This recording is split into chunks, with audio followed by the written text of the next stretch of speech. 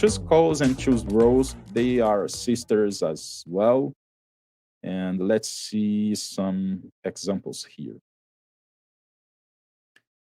Something already done, but let's do something here live.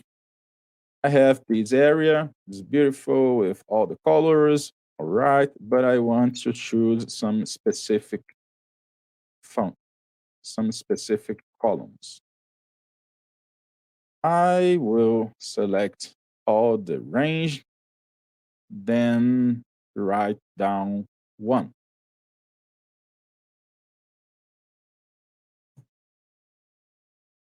As you can see, this is the first column coming from here.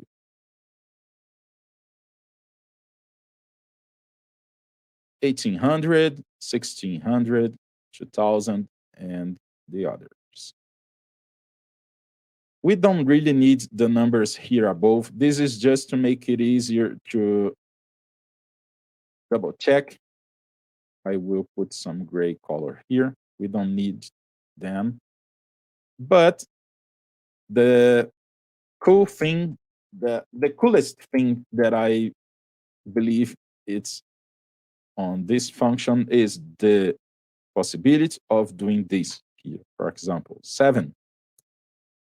Then from the first column, I grab also the last one because I'm writing 7, and there's no limit here. For example, 3, number 3. I can start from the first, then I pick the 7, then the third column here as a wish. All right. So very easy to manipulate, and we can use it to create some transformations that, all right. So very easy to manipulate, and we can use it to create some transformations that instead of using Power Query, we maybe want something more dynamic, even based on some other cell like this one here. We don't have number 10. Let's go with 5. We put here with fixed. Then we can use something like this. And even with the developer tab, we could create some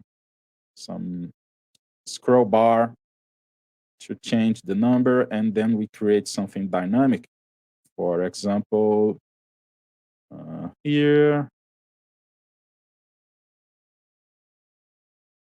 the developer bar is not here.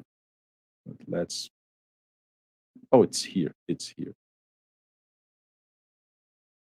This one here, this format control, cell link here. The minimum 1, the maximum 7, just to avoid some errors. Then I have this thing here. All right.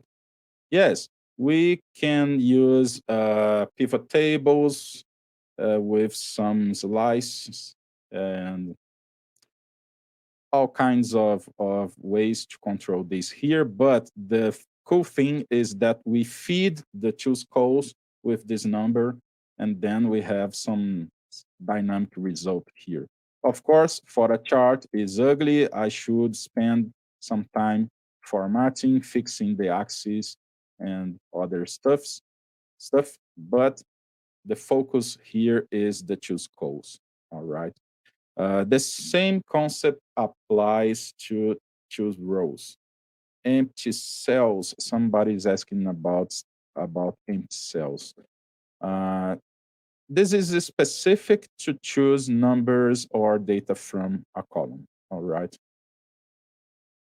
There are some other ways to avoid empty cells, but not this column here, this function here. It ends here. As you can see, we have the array, which is the input area, and then the columns, columns forever, all right?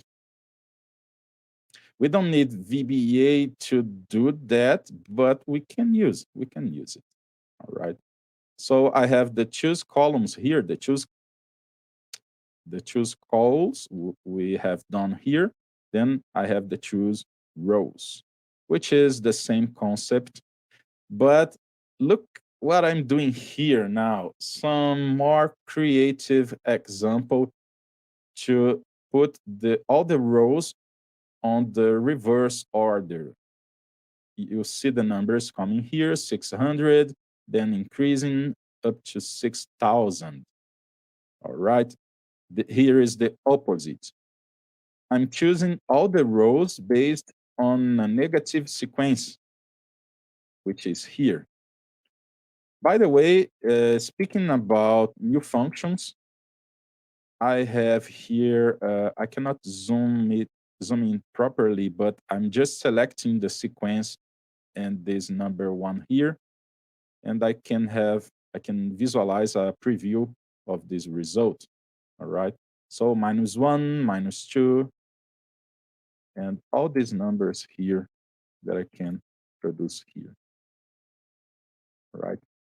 So instead of manually bringing the negative numbers, I'm just putting the sequence built in here. Then I have all the negative. When I say -1 is the first last, -2 is the second last, then I can produce this kind of result. All right.